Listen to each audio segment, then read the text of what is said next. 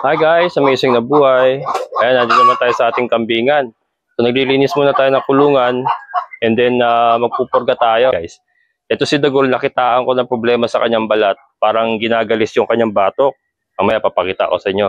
So, in-injection ako siya kahapon ng ivermectin. Hindi ko na na-videoan kasi madalian ang mga galawan ko kahapon guys at marami akong masyadong ginawa. So, wala na akong oras mag-video. And mahirap kasi mag-video guys.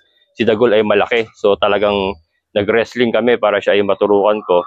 And yung ivermectin nga pala kasi ay subcutaneous injection yung guys, sa ilalim lang ng balat. Kaya mas medyo challenging po ang pag-i-inject. Unlike pagka intramuscular, tusok diretso lang, mas madali. Yung ivermectin kasi talaga sa ilalim na balat, kaya medyo challenging.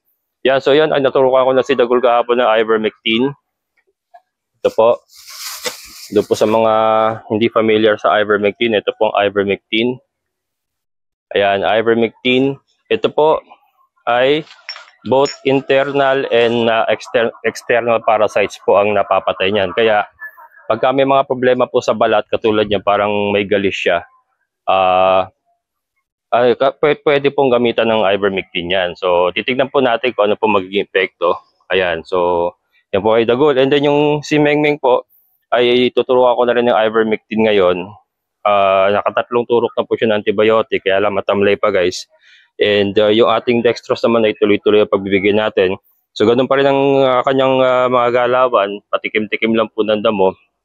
Kaya, ngayon, pupurgahin natin siya kasi baka may bulate rin. And yung ivermectin kasi, ang napapatay po niyan, yung mga bulate sa lungs. May mga bulate pala sa lungs, guys. Anong nasa ko?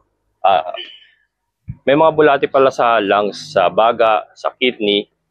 Saan pa ba yung naka-indicate dito? For treatment and control of internal and external parasites, such as roundworms, lungworms, kidney worms, ano to? Threadworm, lice, mange, mangge, yun, yung mangge, mites, yun. So, yun po yung kanyang nakokontrol. So, yun nga, external, internal parasite. So, hindi lang po pala sa intestine ang kanyang tama. Doon nga po sa lungs pala at sa kidney po ay may mga worms din po pala doon. So, yun po, yung pong bibigyan natin kay Mengmeng. And si Tisay, kasi suspected ko na sampahan siya ni Dagol. Fenbendazole naman pong ibigay natin sa kanya, Fenbendazole. Si Bambi hindi ko muna pupurgahin, gawa ng malakas naman siya kumain. Ang ibibigay ko sa kanya ngayon ay vitamins B12, yung Norovit. Ayan, so yan ang gagawin natin guys. Ayan guys, may share ko nga pala oh. Ayan, pag ang karayom nyo ay sobrang haba katulad nito. Ayan. Ayan, mahaba kasi karayom. Ngayon, ang laman naman ng kambing ay manipis. And para hindi kayo sumobra, umabot sa buto. Diba to takip? Ayan, ito yung takip eh. Ayan. Ang ginawa ko guys, ito advice lang dito ng isa sa ating subscriber, manonood. Etong takip niya guys, puputulin nyo lang, guguntingin nyo. So, ginunting ko lang yan. Ayan. Ginunting ko lang yan guys. Ito yung kaputol niya, no? Ayan, no? Ganyan yan. So, ginunting ko. Ito yung kaputol niya. So, pagka nilagay niyo yung takip dito, ayan. Hindi maliit lang yung nakalawit. Ito ngayon yung itutusok niya sa hayop. Ayan. So, para itong end na to ay magsisilbing stopper para hindi kayo sumobra. Ayan, no? O, diba? Maiksi lang. Maliit lang yung nakalawit. So, yan lang po yung tutusok sa hayop. Ayan. So, yan. May share ko lang guys, oh. Para hindi na kayo magpalit-palit ng karayom. Kasi ako, ganun dati ginagawa ko. Bumibili pa ako ng 1 ml na pa-injection. Pinapalitan ko to ng karayom kasi maliit yun eh. Pero ito, mas maganda pala to. Saka nyo eh. Masusukat nyo sa desired na haba ng karayom na gusto nyo. Kung mas maiksi pa gusto nyo, po pwede. Ayan. Basta nasa inyo na yan. Ito.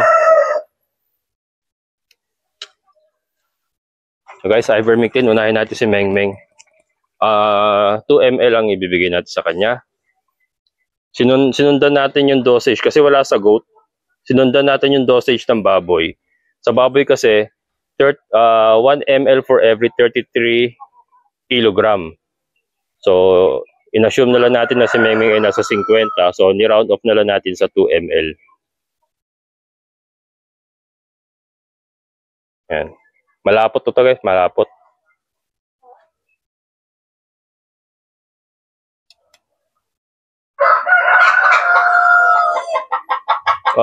Ayun oh.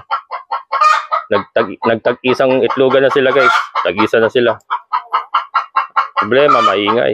Skandalosa yung mga Rhode Islands eh. Hindi, kahit anong manok naman eh. Basta nangingitlog eh, skandalosa. Ayan.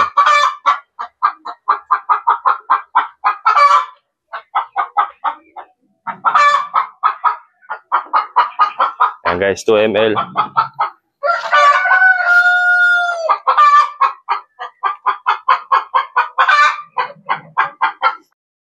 Yan guys, dito natin kukunin sa may leeg. Andito kasing loose na balat niya. Sa loose na balat. Babatakin natin yung balat niya. Babatakin. And then saka natin itutusok ito. Ipapasok natin kailangan sa ilalim ng balat.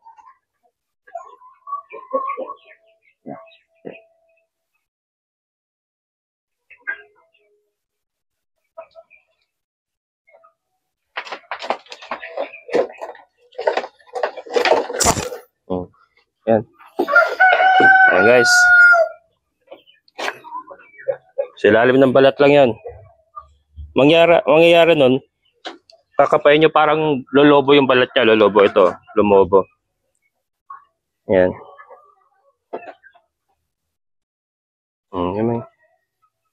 Mahina si Mengmeng guys. Pero yun nga, hindi natin susukuan. Hindi natin susukuan yan. Yan, matamlay oh. Yan, si Mengmeng. Talagang hindi siya kumakain, patikim-tikim lang ng damo. Ang bumubuhay sa kanya sa tingin ko, yung nagpapamaintain na ng kanyang resistensya ay yung dextrose nga na binibigay natin. Pero kung wala yung dextrose guys, patay. Yan ang patay talaga. Hindi ko makain eh. Kakain lang ng damo siguro mga 5 straw. Sayaw na. And yun nga, nagtatay pa rin, nagtatay. So sana itong ivermectin ay maging maganda resulta sa kanya. Kasi nakatatlo na akong antibiotic eh. Tatlong araw na ako ng antibiotic sa kanya. Yung kanyang pagtatay hindi pa rin nakukuha. So, eto, ivermectin naman ang tingnan natin ang magiging resulta. Yan. And magsusubo tayo ng dextrose pero subukan ko muna ng fenbendazole si Tisay. Yan. Yun siya. Nakapaglalakad pa naman guys, kaya lang matamlay talaga. Ngayon naman po ay fenbendazole para kay Mengmeng. Fenbendazole. So gagamitin ko guys. Kung wala tayong pansubo eh. Ito, yung malaking pa-injection pero tinanggal ko yung karayom. Itong gagamitin natin pansubo sa kanya. So bibigyan natin siya ng 4. Sumobra.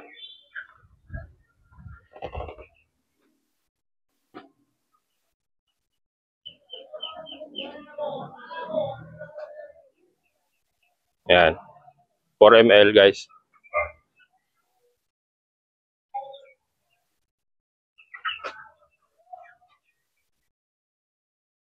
Ayan. Ito kasi nagtatay din guys. Nag-umpisa siya magtay kagabi. Palagay ko nasosobrahan nga sa sa Daraxamais kasi malakas kumain ng Daraxamais itong mga to eh. Kaya ang gagawin ko dito, babawasan ko yung pagbibigay ng Daraxamais guys. And then tatanggalin ko muna yung molasses. Asin lang muna ilalagay natin. Dito ka.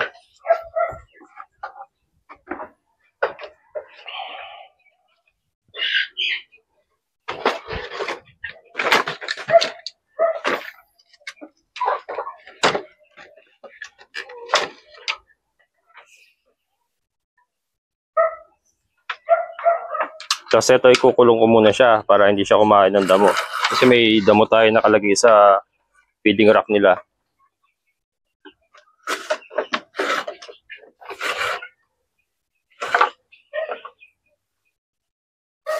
Secure lang muna natin siya kasi mag-isa nga tayo, wala naghahawak. Para hindi siya pumalag.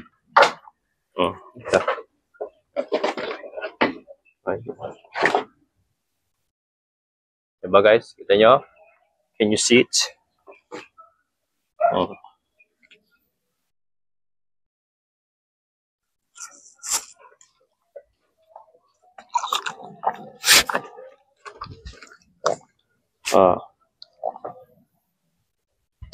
Ayan. Balik ka sa kulungan mo. Mamaya hapon ko nakakain. Nakakain naman sila sa gabi kasi may ilaw dito. And then yung feeding rack nga nila lagi may damo. So yun ang ating ginagawa ngayon. Permis na may damo yung kanilang feeding rack. Para anytime na gusto nila kumain, ay makakain sila. Gusto ko muna ron.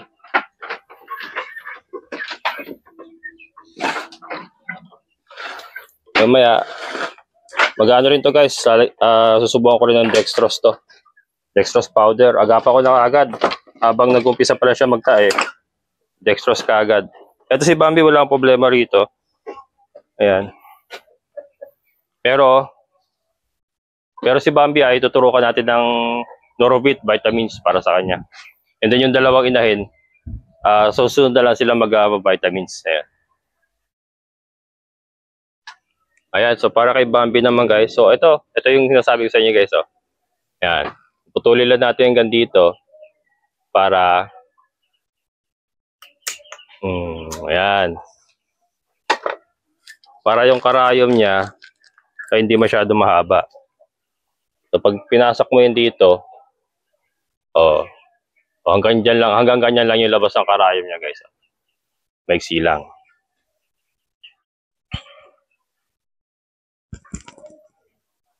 So ito guys, Norovit Multivitamins AB Complex D and E.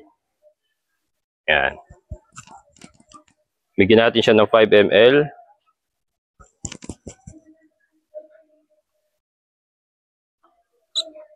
Guys, disclaimer ako po hindi eksperto. Yan, disclaimer po, hindi po ako eksperto. Ito po ay, ang mga pinaggagawa ko po dito ay base lang po sa aking nalalaman, base po sa aking mga experience, mga dati ko na ginagawa. Pero hindi po tayo expert, hindi po tayo veterinaryo. Yan, disclaimer lang po. Yan.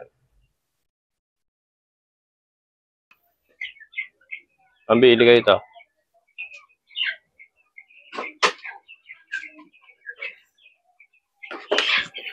Tapos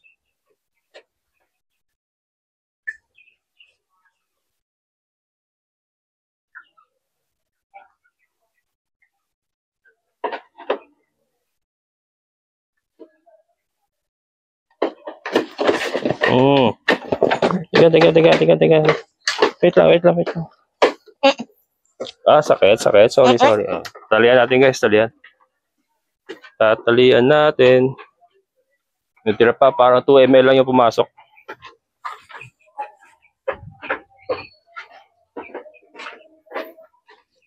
Ito. Vitamins.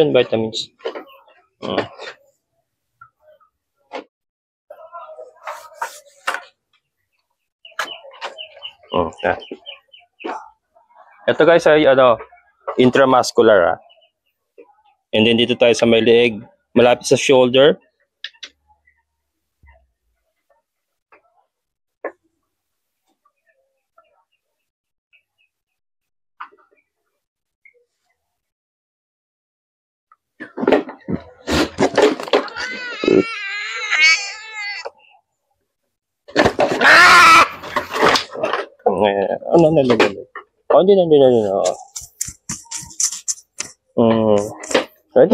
Sakit. Sorry na. Ito na, tatanggalin na. Tatanggalin na tali. Oo. Wala. Tagalit tayo, tagalit tayo. Akit. Vitamins yun eh. Kailangan mo yun. Okay na. Di na. Di na. Sorry man. Sorry man. Sorry. Okay, tingin nga.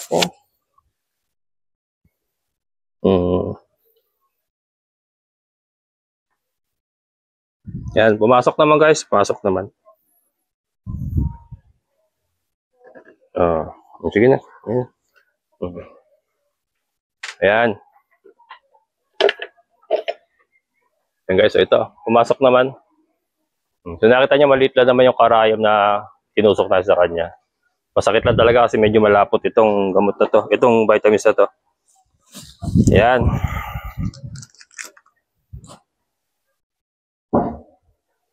Ayan guys, ito ang pinaka mahirap. Si Dagul. Kaya kasi injection din natin siya ng ng Norovit. Ayan. Kahapon nga kasi Ivermectin ang tinuro ko sa kanya.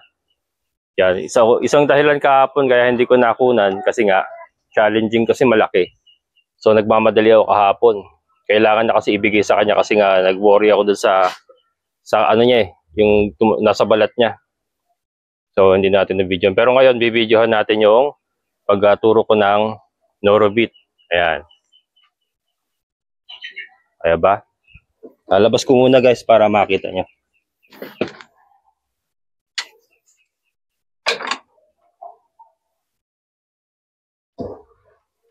Mas karon. Inject ka, inject.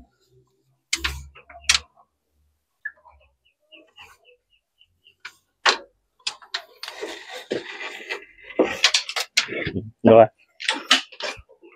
Come here, big boy. It's time for your vitamins, big boy. Napapakita natin yung mamaya.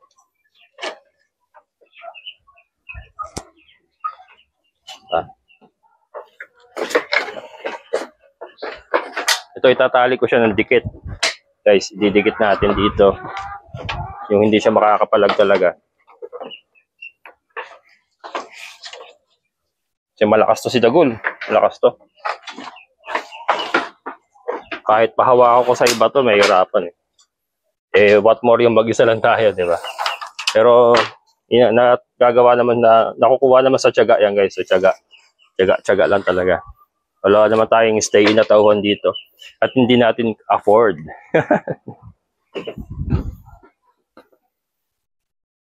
Yan. So guys, dapat 10 ml lang sa kanya kasi malaki si Dagul. Kaya lang wala na akong pan-injection na 10 ml. So 5 lang muna ibigay ko sa kanya. Ulitin ko na lang ulit pagka binigyan ko sila Mengmeng at Tatisay. Cool. Ayan. Harap ka.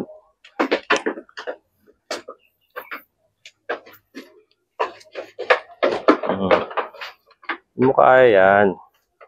Ito.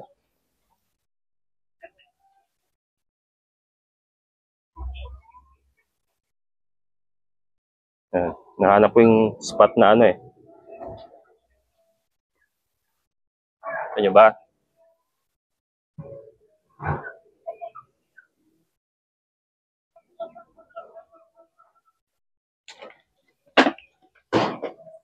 Dali.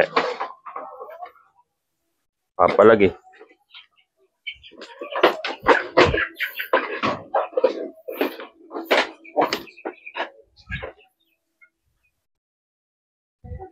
Ilan Dagul? Wait lang. Hirap hanapin ng mo. Kapal kasi ng balat mo eh.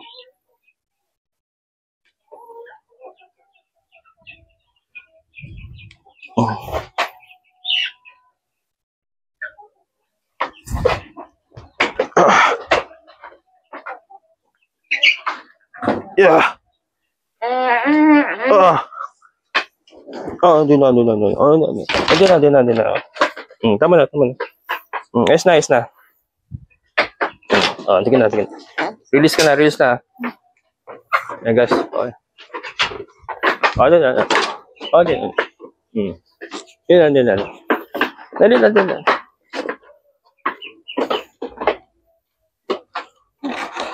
Tatanggalin na ito na Huwag mo ano, masasakal ka. Oo. Ayun na. Puntakin niyo yung ganyan kalaki magwala, guys. ang hirap yan, tapos mag-isa ka lang. Lastik na yan. Pero nakakaya naman yan. Basta lagyan lang natin ng konting sistema at diskarte. Yun nga lang, medyo may stress. Kaya lang, wala tayong choice eh. Kailangan natin mag-administer ng gamot eh. So, yung stress lang naman eh, segundo lang naman yun.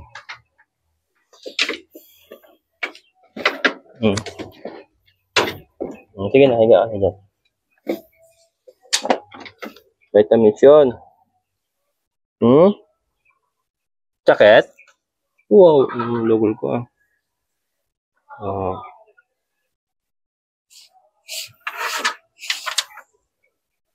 Ngayon lang. Galit ko lang ta. Bati tayo ha. Galit ka sa akin? Galit ka ba sa akin? Vitamins mo yun eh. Kailangan mo yun.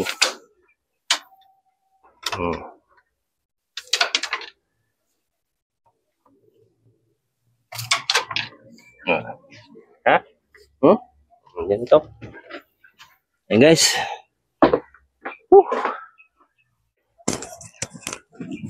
Ayan guys. So ngayon naman ay susubuan natin ng dextrose si Mengmeng at si Tisay. Ito yung ating dextrose guys. Natanggal yung label eh. Pagtanggal ko ng plastic, sumama yung label. Ayan. Ito hati na sila dito sa ano.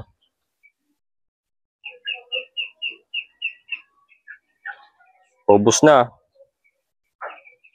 Pero at least ay ano, malaking tulong guys yung dextrose na to. Sabi ko nga kung wala ito, ay sigurado may kalalagyan si Mengmeng.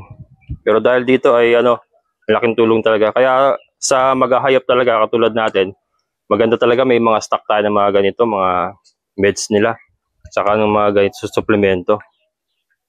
Lalo na kung kambing guys. Ang kambing kasi prone talaga sa pagtatayan eh. Prone talaga sa pagtatayan. Iyan po talaga kahinaan nila. So importante talaga, partner talaga yung dextrose pagka meron tayong kambing. Kaya ito, lagi akong mag-i-stock ng dextrose powder. Para pa the moment na meron magtae, ultimano, bigyan kagad ng dextrose para hindi mag-deteriorate ang kanyang katawan. Yun po kasi ang pumapatay sa kambing eh. Pagka sobra na siya nag-deteriorate, tapos hindi na, bulol eh. Nag-deteriorate tapos hindi na siya makabangon, makatayo. Mahirap na habulin. Ayan.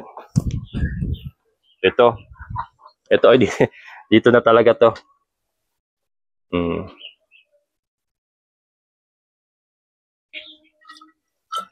Dextrose. Kaya ngayon, tanghali, tapos mamayang gabi ulit, binibigyan ko siya. Isang ganito lang naman binibigay ko. Baka masobra din kasi. Ayan.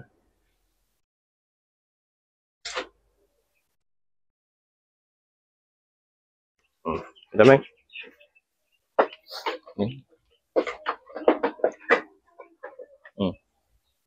Pakita mo, very good ka. Dali.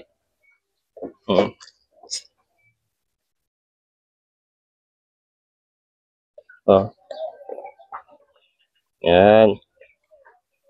Para nasanay na siya guys eh. Kaya mo lang ano, lunukin niya. Huwag mo lang pwersahin ba. Ano naman eh, dumidiretso pababa naman na. Ayan Yun nga lang matagal. Kaya lang kasi pag punersa natin nasasamid. Pag binigla ba. Hindi si Mengmeng parang nasanay na siya uminom dito sa bote. Nakasanayan niya na.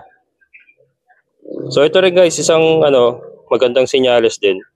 Tinatanggapan niya yung dextrose natin. Yan, talagang sobrang difficult na kasi pagka pati yung dextrose ay hindi na tinatanggap. Itong tubig na may dextrose. Pag pati ito ay hindi niya na iniinom, talagang napakahirap na, wala na. Yan. Ang guys, dahan-dahan lang. So yan po iniinom niya. At nakikita ko naman sa kanyang lalamunan na lumalagok siya eh. Bumababa talaga. So hindi naman po natatapon. Konti na lang. Very good talaga Mingming ko eh. Survivor ka, 'di ba? Survivor 'yan eh. Hindi tayo susuko, 'di ba? Kaya lang tataka ako ba't nakatatlong turok na ako ng antibiotic, guys. 3 araw na parang walang epekto sa kanya eh. Matamlay pa rin siya, nagtatay pa rin. Sana yung ivermectin ay maging maganda epekto. Baka mga parasites ang problema eh, kasi po pwede rin po yung mga parasites ang naging problema gawa nung matagal ko nga po silang isinusuga sa labas. Baka marami na rin bulati or parasites. Pero yun naman yung epekto siguro mga 1 to 2 days may epekto na yung ivermectin sa kanya. Gawa ng matagal po kasi may epekto yun eh, kasi nga nasa nag-stay pa sa balat yun eh, sa ilalim ng balat eh, bago ma-absorb ng katawan niya eh.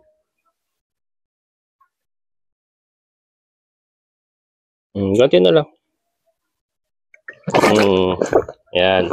So pagka wag nating tanggalin na kaagad natin para hindi siya tuluyang mabulunan. Kunti na lang konti na lang guys kapiraso na lang. Okay. Kasi mo na. Ito.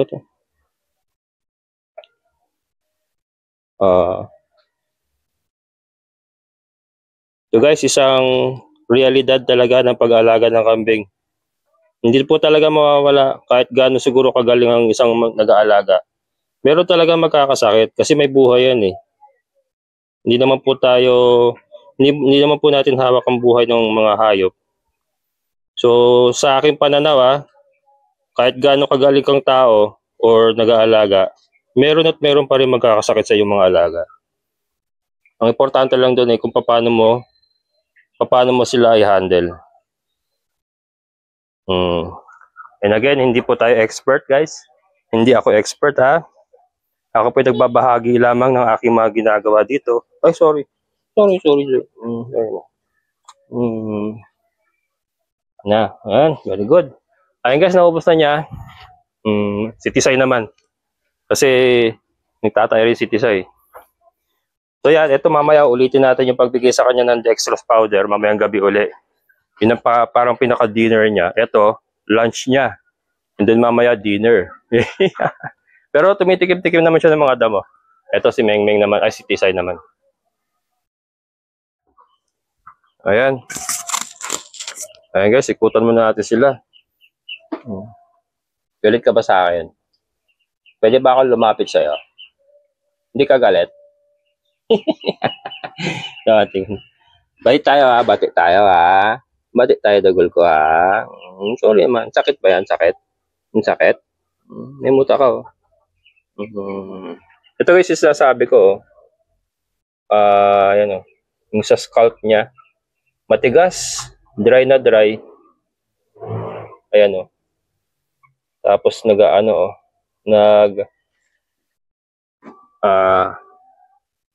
ayan sa ulo. Ayan Kanya ba? Ayan to. Yan parang dandruff na malaki. Ayan. Tapos makati, nakangati siya eh. Ayan, so ivermectin nga kahapon, binigyan ko siya. And then, baka bukas, kasi sobrang busy ngayon, paliliguan ko siya ng tingnan ko yung may wash out or shampoo na may anti-parasitic. Paliliguan natin si Dagol guys. Yan. Ayan kulang kung alam to pero hindi ko lang alam kung ano to pero sigurado ako problema sa balat yan. Kaya yun, ivermectin kahapon and then ngayon vitamins. Bati tayo Ito yung damo nila guys ayun sinasabi ko. So talagang lagi nang may stock na damo para anytime na gusto nilang mag-snack ay meron sila kakainin gawa nang hindi ko na sila palalabasin. Talagang nagkakaroon ako ng problema pagka nilalabas ko sila doon sa field. So ayan. Ito si Mengmeng. Yan puno yan guys puno. Ito yung pinanguha namin nakaraan meron pa natira doon. May 2 sako pa ron. Ayan. Yan ito. Ito si Bambi. Bambi? Ay ka na? Yun. Okay naman yung kanyang tama. And see it. Isay, tsaka lang muna Isay ha. Kasi pinurga natin. Pinurga natin sa mamaya na siya palalabasin kasi kakain ng damo yun eh.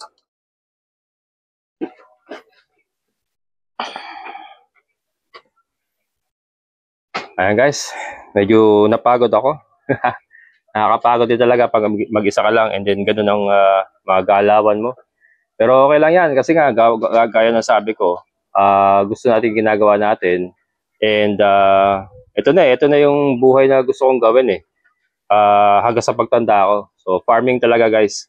Ayan, so yun po aking magbabahagi sa inyo. Again, disclaimer po, hindi po ako expert ha. Ito lamang po yung aking mga pamamaraan na nakasanayan ko na noon at yung iba po ay galing po sa mga advice ng ating mga kaibigan. Si Meng Meng, ayan, mahina pa rin pero nakita niyo naman ginagawa ko lang po lahat ng aking makakaya para po magamot siya. Ayan, hindi ko naman po kasalanan na magkasakit siya. At sabi ko nga, kahit gaano kagaling na farmer o maghahayop, hindi po talaga mawawala yung magkakasakit. Yan. So, imposible po sa isang maghahayop na ang kanyang mga alaga ay never nagkakasakit. 'Di ba? So, ito yung mga hayop na may buhay. So, talagang hindi natin kontrolado ang kanilang kalusugan. Pero ang importante ay hindi natin sila pinababayaan. Ayan, so yun lang po aking mababahagi sa inyo guys. Sana po nag-enjoy kayo. Hanggang dito na lang po. Muli po ako nagpapasalamat sa lahat po ng mga solid ka-vocals and sa lahat po ng mga silent viewers po na nanonood sa aking mga vlogs. And syempre sa ating kaibigan is na si Sir Victor Kayanan from US California. And sa mga bago po sa channel ko, kung nagugustuhan niyo po ating mga content, sana po yung mag-subscribe na kayo. And then click nyo lang po yung notification bell para ma-notify kayo sa mga bagong videos na upload ko. Hanggang dito na lang guys. Muli, ito ang inyong ka-vocals farmer na nagsasabing sabay-sabay tayong mangarap, magsikap at higit sa lahat ay kumilos at siguradong uunlad ang ating amazing na buhay. Bye-bye!